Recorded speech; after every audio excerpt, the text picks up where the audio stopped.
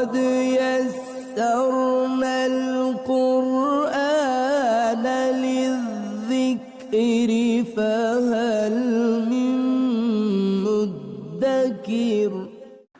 الحمد للہ رب العالمین والصلاة والسلام علی سید الانبیاء والمرسلین، اما بعد فاعوذ باللہ من الشیطان الرجیم، بسم اللہ الرحمن الرحیم۔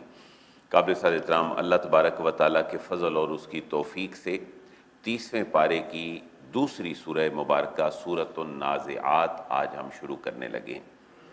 جو گزشتہ ہم نے سورت پڑھی تھی اس کا، بلکہ یہ جو پورا پارہ ہے اس کا اور متصل پچھلے 2-3 پاروں کا جو مرکزی موضوع ہے وہ ایمان بالآخرت ہے، اور انسانی جان نکل جانے کے بعد قبر کی زندگی اور حشر کی زندگی، اللہ کے حضور زندہ ہو کے پیش ہونا، جواب دہ ہونا، یہ ایک ایسا عقیدہ ہے جس کو ایمان بالآخرت کہا جاتا ہے، اور یہ سارے اس کے اجزاء ہیں۔ اہل مکہ کے لیے، کفار و مشرکین کے لیے عقلی سطح پر اس بات کو تسلیم کرنا بڑا مشکل تھا کہ ہم مرنے کے بعد دوبارہ بھی کبھی زندہ ہوں گے اور اللہ کو جواب دہ ہوں گے۔ اس کے لیے بہت سارے دلائل پیش کیے گئے ہیں، اور انہی دلائل میں سے آج کی جو سورہ مبارکہ ہے اس کا نام ہے سورۃ النازعات۔ تو نازعات کا جو معنی ہے، یہ سمجھنے کے لیے ایک لفظ ہم روزمرہ زندگی میں بولتے ہیں، کسی بندے کے مرنے کی جو کیفیت ہے اس کو کیا کہتے ہیں؟ عالم نزع۔ تو وہی یہ عالم نزع ہے جب انسان کی روح انسان سے جدا ہوتی ہے۔ تو نازع کا معنی ہے دور ہونا، تو اسی سے ہی ہے سورۃ النازعات۔ جو انسانی روح کو انسانی جسم سے دور کرنے والے فرشتے ہیں، مفسرین کی رائے یہ ہے کہ اس نازعات سے مراد وہ فرشتے ہیں جو انسانی روح کو نکالتے ہیں۔ تو یہاں 5 قسمیں اٹھائی گئی ہیں ابتداءً اس سورت کے اندر، اور ان 5 قسموں سے جو نتیجہ نکالا گیا ہے وہ یہ ہے کہ جو فرشتے اللہ کے حکم سے تمہاری روح ڈالنے والے تھے، اور وہ فرشتے جو اللہ کی قدرت سے تمہاری روح نکالنے والے تھے، وہ فرشتے اللہ کے حکم سے اس بات پر بھی قادر ہیں کہ وہ تمہیں ایک دفعہ اور بھی اللہ کے حکم سے زندہ کر سکیں۔ تو یہ 5 قسمیں ہیں، اور 5 قسموں سے مراد مفسرین نے لکھا ہے کہ یہ فرشتے ہیں، اور یہ صحابہ کرام رضوان اللہ تعالیٰ علیہ مجمعین کی رائے ہے کہ ان سے مراد وہی فرشتے ہیں جو پوری کائنات میں اللہ کے حکم سے اللہ کا نظام چلاتے ہیں۔ ماں کے پیٹ میں جو انسانی شکل بنانے والا ہے وہ بھی ایک فرشتہ ہے، اور جو روح پھونکنے والا ہے وہ بھی ایک فرشتہ ہے۔ 120 ڈیز کے بعد ماں کے پیٹ میں ایک فرشتہ اللہ کے حکم سے روح پھونکتا ہے۔ تو یہ فرشتے جو امور کائنات اللہ کے حکم سے چلا رہے ہیں، ان 5 آیات میں وہی فرشتے مراد ہیں۔ بعض فرشتے روح نکالتے ہیں، بعض اس کو کیری کر کے لے جاتے ہیں، بعض اوپر پھر اس کو اپنے اپنے مقام پر لے کے جانے والے ہیں۔ یہ 5 طرح کے فرشتوں کی ان پہلی 5 آیات میں قسمیں اٹھائی گئیں۔ ترجمے میں کچھ چیزیں واضح ہوں گی۔ یہ جو مکی صورتیں ہیں یہ مشکل ہوتی ہیں اپنی ورڈنگ کے اعتبار سے۔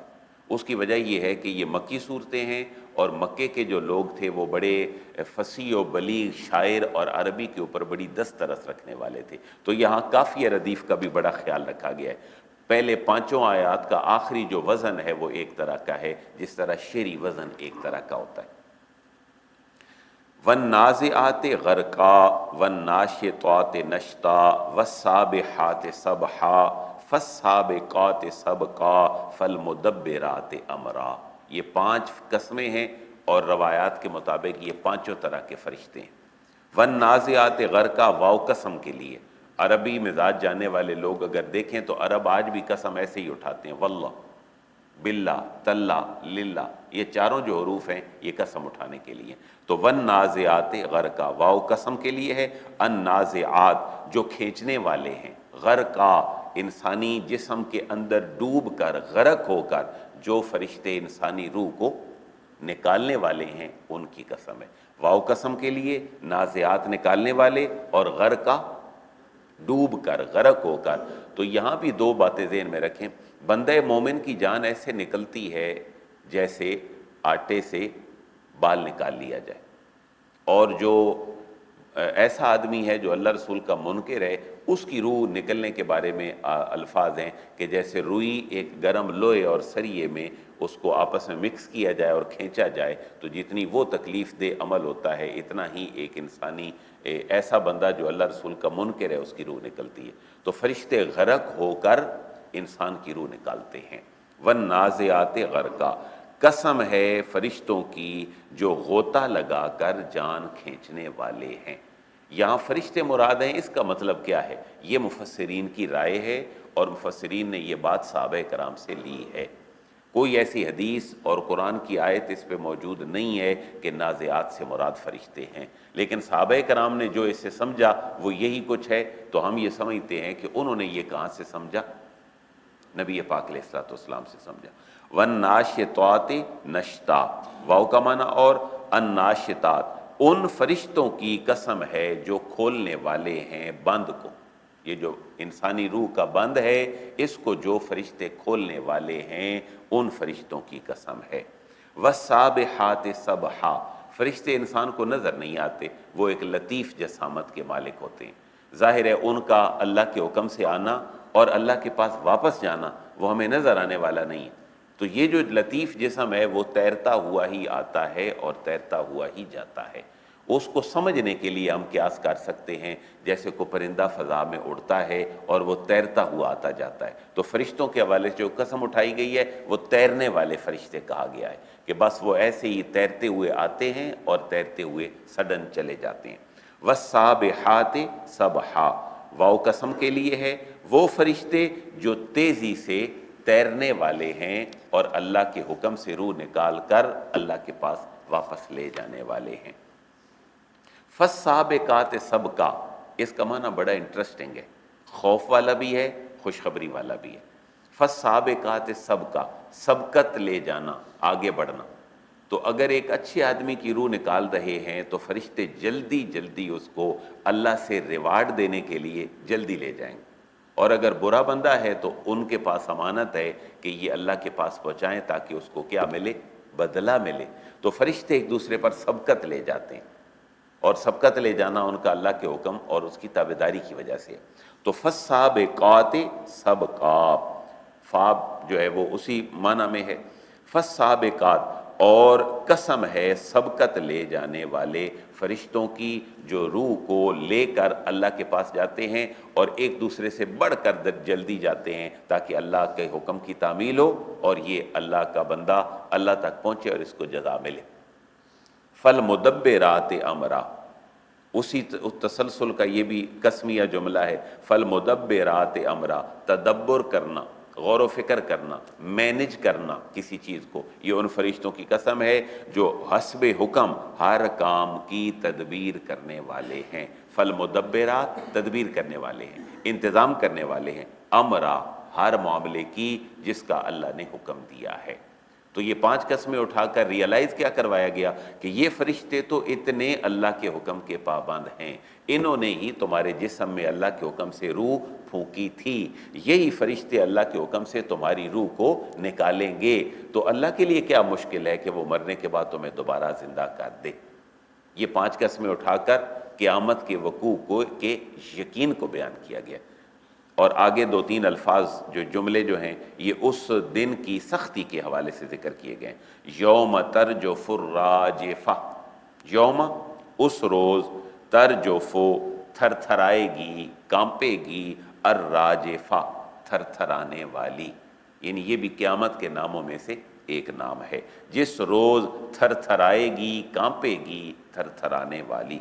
تتبعها الرادفہ، تتبعها اس کے پیچھے ہوگا، تابع یتبع کا معنی ہوتا ہے پیچھے چلنا، اور اسی لفظ سے ہی نکلا ہے اتباع رسول، اس کا مطلب کیا ہوتا ہے؟ رسول کے پیچھے چلنا۔ تتبعها اسی کے پیچھے چلے گی، الرادفہ ایک اور جھٹکا دینے والی۔ یہاں سے مراد جو ہے وہ سور پھونکنا ہے۔ سور کتنی دفعہ پھونکا جائے گا؟ 2 دفعہ۔ ایک دفعہ حضرت اسرافیل سور پھونکیں گے تو ساری کائنات ختم ہو جائے گی، پھر ایک دفعہ سور پھونکیں گے تو ساری کائنات کا حشر اور نشر ہوگا اور اللہ کے حضور پیش ہو جائے گی۔ یہ اسی کی طرف اشارہ ہے، یوم ترجف الراجفہ، تھر تھرانے والی تھر تھرائے گی، یعنی سور پھونکا جائے گا، تتبعها الرادفہ، اور اس کے پیچھے آئے گی ایک اور پیچھے آنے والی۔ یہ رادفہ بھی آپ اردو کے ساتھ اگر انٹرسٹ رکھتے ہوں تو قافیہ اور ردیف ہوتا ہے، یہ جو شعری وزن کے اندر مطلوب ہوتا ہے، ہر شعر کے آخر میں ایک جیسے الفاظ آئیں یا ہم معنی لفظ آئیں، اس پورے تناظر کو قافیہ ردیف کہا جاتا ہے، ایک عام سمجھ میں عرض کر رہا ہوں۔ تو تتبعها الرادفہ، اس کے پیچھے آئے گی پیچھے آنے والی، یعنی ایک سور کے پیچھے دوسرا سور پھونکا جائے گا تو یہ کائنات کا نظام ختم ہو جائے گا۔ بتلانا کیا مقصود ہے کہ ایک صرف تھر تھراہٹ آنے سے اگر کائنات کا نظام ختم ہو سکتا ہے تو ایک اللہ کے حکم کے آنے سے بندہ دوبارہ زندہ ہو کر اللہ کے حضور پیش کیوں نہیں ہو سکتا؟ اس میں بھی اللہ کی حکمت ہے اور اس کے اندر بھی اللہ کی حکمت ہے۔ اس دن پھر ہوگا کیا؟ قلوب یومئذ واجفہ، قلوب بہت سارے دل، یومئذ اس دن ہوں گے، واجفہ خوف سے کانپنے والے، اس دن بہت سارے دل ہوں گے جو خوف سے کانپنے والے ہوں گے۔ ابصارها خاشعہ، ابصارها ان کی جو نگاہیں ہیں، خاشعہ وہ جھکی ہوئی ہوں گی۔ اچھا، نیک لوگوں کی نگاہیں کیوں جھکی ہیں؟ بالکل ایسے ہی جیسے دلہن شرم کے مارے اپنی نظریں جھکا کر اپنے اگلے گھر میں جاتی ہے، اور ایک نگاہیں جھکی ہوتی ہیں جو شرم کے مارے اور ڈر کے مارے جھکی ہوتی ہیں۔ تو یہ دونوں طرح کے لوگوں کی طرف اشارہ ہے۔ جب قیامت آئے گی تو ابصارها، یہ جو مخلوق خدا ہے اس کی ابصار، بصر کی جمع، نگاہیں ہوں گی خاشعہ جھکی ہوئی، اللہ کے تابعدار بندوں کی اللہ سے ملنے کے حوالے سے جھکی ہوں گی محبت پیار اور شرم میں، اور جو اللہ کے منکر لوگ ہیں ان کی خوف کی وجہ سے جھکی ہوں گی۔ یقولون اَإِنَّا لَمَرْدُودُونَ فِي الْحَافِرَةِ، یہاں سے جو ہے وہ ایک مزاحیہ انداز اور ایک ایسا انداز جو توہین آمیز انداز ہے مکے کے لوگوں کا، منکروں کا، وہ شروع ہو رہا ہے۔ جیسے اللہ نے تعلیم دی کہ قیامت آئے گی، رسول اللہ نے فرمایا قیامت آئے گی، اب وہ کیا کہتے ہیں؟ لو جی سن لو، ایک نئی بات سن لو، یہی ان کا انداز ہے، ایک نئی بات سن لو محمد صلی اللہ علیہ وسلم کی، کہ یہ کہتے ہیں مرنے کے بعد دوبارہ بھی کوئی زندگی ہوگی۔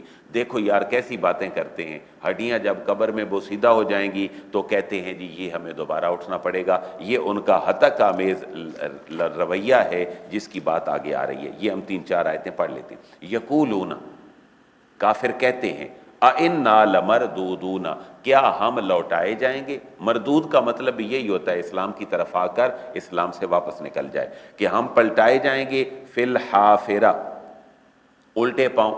کیا ہم الٹے پاؤں اللہ کے حضور دوبارہ لوٹائے جائیں گے؟ دیکھو محمد صلی اللہ علیہ وسلم کی بات، یہ کیسی بات کرتے ہیں۔ اَإِذَا كُنَّا عِظَامًا نَخِرَةً، کیا ہم اس وقت اللہ کے حضور لوٹائے جائیں گے جب ہم ہوں گے عظامہ، ہڈیاں، جب ہم ہڈیاں ہو جائیں گے، اور ایسی ہڈیاں جو بوسیدہ ہڈیاں ہیں، عظامًا ناخرہ، جب ہم بوسیدہ ہڈیاں ہو جائیں گے تو کیا ہم دوبارہ اللہ کی طرف اٹھائے جائیں گے؟ اور قالوا تلک اذا کرۃ خاسرہ، وہ قالو، وہ پھر کافر کہتے ہیں ایک دوسرے کو کہ یہ معاملہ تو ہوگا تلک اذا کرۃ خاسرہ، یہ ایسا معاملہ ہوگا جو بڑا خسارے والا معاملہ ہوگا۔ جیسے کو بندہ کسی کو خسارے سے آگاہ کرے اور وہ مزاح مزاح میں کہے دیکھو جی ہمیں خسارے بتاتے ہیں، کہ نبی پاک صلی اللہ علیہ وسلم نے فرمایا برے عمل کرو گے تو خسارہ پاؤ گے، خسارے والا ایک دن آئے گا، لیکن یہ چہیدیں بناتے ہیں، کہتے ہیں دیکھیں جی ہڈیاں بوسیدہ ہو گئی، ہم اللہ کے پاس جائیں گے، ذرا ان کی بات تو سنو، اور پھر وہ تو بڑے گھاٹے کا دن ہوگا، ہم تو بڑے نقصان میں چلے جائیں گے، یہ اس طرح کے وہ مذاق کرتے ہیں۔ اللہ تعالیٰ فرما رہا ہے فَإِنَّمَا هِيَ زَجْرَةٌ وَاحِدَةٌ، یہ فکر نہ کرو، یہ تو ایک ایسی ہوگی واپسی، ہِیَ زَجْرَةٌ وَاحِدَةٌ، یہ ایک طرح کی ہی بھڑک اور ایک طرح کی ہی چیخ ہوگی جس کے ساتھ تمہارا سارا معاملہ مکمل ہو جائے گا۔ فَإِذَا هُمْ بِالسَّاحِرَةِ، فاکمن پس اذا جب ہم وہ سارے کے سارے ہو جائیں گے، بالساحرہ ایک کھلے میدان میں جمع ہو جائیں گے۔ یہ جو ساحرہ کا لفظ ہے نا، یہ اس سورت کا ایک اور نام بھی ہے۔ ویسے سورت کا نام کیا ہے؟ سورۃ نازعات. اس صورت کا ایک اور نام بھی ہے ساحرہ.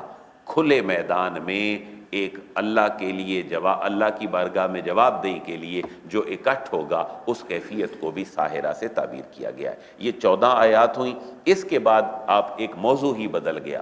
موضوع کو ذرا دیکھیں کہ موضوع کیا ہے. هل اتاک حدیث موسیٰ، بات قیامت کی چل رہی تھی اور موضوع چلا گیا حضرت موسیٰ علیہ السلام کی طرف. اس کا بڑا انٹرسٹنگ ایک کمبینیشن ہے. اس کے ساتھ زندگی رہی تو اس کو انشاءاللہ کل ہم ذکر کریں گے. وما علیہ الا البلاغ.